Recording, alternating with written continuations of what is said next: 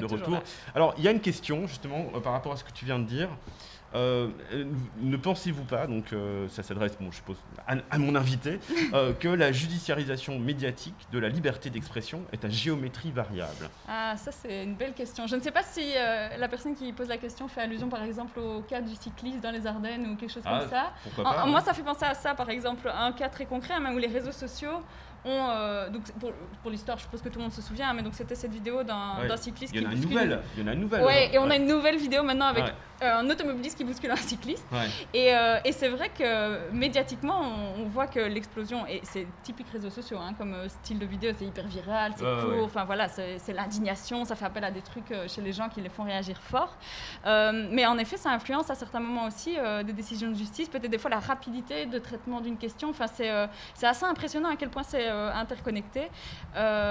Et donc je ne sais pas s'il faut craindre ou pas, mais en tout cas, clairement, ça a un impact aujourd'hui. Les réseaux sociaux et la médiatisation qui est faite sur des questions de justice, c'est clairement lié. Alors, il y a, juste pour revenir peut-être sur la question d'avant, il y a aussi peut-être le fait que dans les médias traditionnels, les médias mainstream, ou comme les Américains les appellent aujourd'hui les legacy médias, donc les médias qui disposent d'un héritage et qui sont bien sûr des institutions, on le sait, donc on pense aux services publics, on pense également aux chaînes privées en télévision. On le sait, par exemple en Belgique, il y a un cordon sanitaire pour une série de formations politiques d'extrême droite notamment, du côté francophone, ce n'est pas le cas du côté néerlandophone.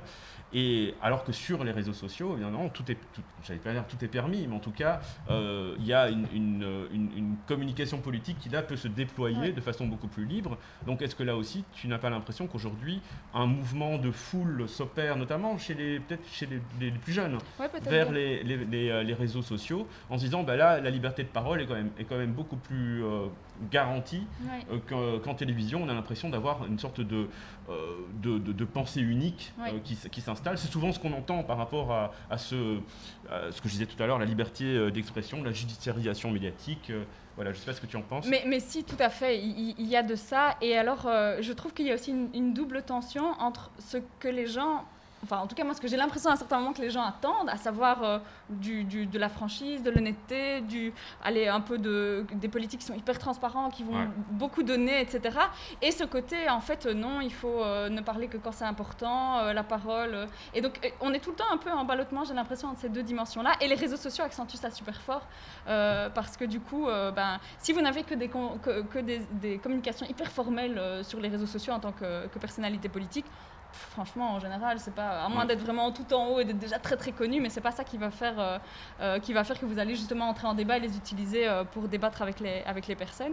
Et du coup, je me demande s'il n'y a pas un peu aussi un peu de contradiction entre à certains moments ce qu'on attend et ce qui a lieu vraiment sur toutes ces plateformes-là.